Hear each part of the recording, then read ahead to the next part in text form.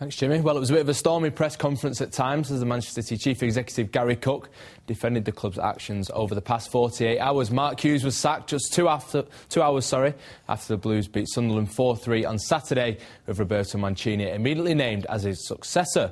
Cook has insisted, though, that no decision to sack Hughes was made until after the defeat at Spurs last week. The intention, of course, was to tell Mark immediately after the game on Saturday. That would then give Roberto a full week to prepare for the game at the weekend. Regrettably, and I repeat regrettably, against all of our efforts, the rumours of discussions with Roberto Mancini became public before the game. Once Mark was informed, I informed his staff, and then consequently the players themselves were informed, which is why Kolo Touré and Shay Given were asked to attend a meeting post-game. There is no player rebellion, and the playing and the training staff have been going about their business today as usual, most professionally led by Roberto and Brian Kidd. The decision to end Mark's tenure was a unanimous decision by the owner, the chairman, myself and the board, as was the decision to appoint Roberto. Like any other business, we have plans, we have targets, but we also have to have contingencies. The contingencies are for when those plans and targets are not being met. The decision to seriously look at options managerially was taken just 3 weeks ago. This was following the Hull City game. But I think it's important to know, and I'd like to stress, that Roberto was only offered the job after the Spurs game. We negotiated on Thursday. We finalised an agreement on Friday. And he was not in the stadium on Saturday, as was falsely reported. With the points that we've made,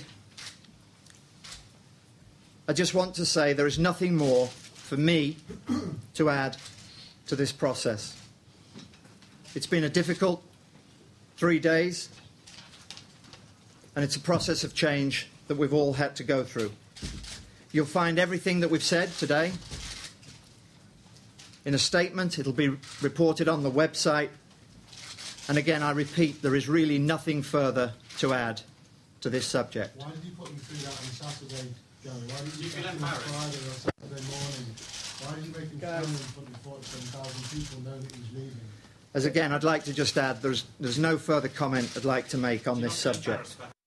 OK, that was Gary Cook, and we'll be hearing from Roberto Mancini later on in the show. We also want your views, so drop us a line. The address is today at channelm.co.uk. Jimmy's back after this short break with the gents to talk more about it.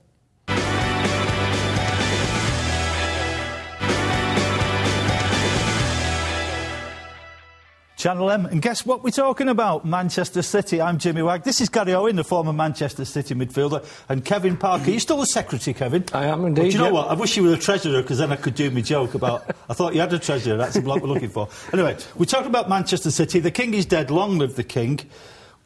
The king who has just died. Let's just pick over the remains for a minute, Gary. He brought in a lot of players, spent a lot of money.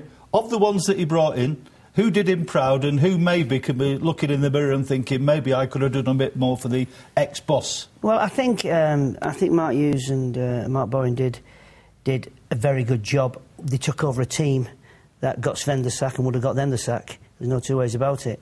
They weren't good enough, and that was proven when we the last game of the season under Sven, when we got done 8-1. So that personnel had to change. It was unacceptable to lose in the Premier League by 8-1. So he had to do it slowly but surely, and then the new owners came in who backed Mark for the next two windows, one in summer and one in the January and one in the summer. And Mark was able to bring in the players that he wanted. We had to pay a little bit more for them because they were in contract. Exactly, as Manchester United have had to do over the years. As Chelsea, you have to pay an inflated price because you've got the money and they're under contract. So he brought them all in. But, you know, you're looking for... Toure is a good player. Lescott is a good player. Bridge is a good player. But, you know, and Michael Richards started off the season as though, you know, he weren't the same player that we saw the season before. So, all across the back four, I think they'll all put their hands up and say, I was at fault for goals, or I was at fault for 2 goals. I mean, you know, getting wrong side of strikers, which is basic. The basic things we didn't do. But that comes when players and new surroundings, new teammates, you know, settling in. And what comes in bringing great players to a football club also comes with its problems. And the problem is you've got to get used to playing in the same team and understanding each other's game.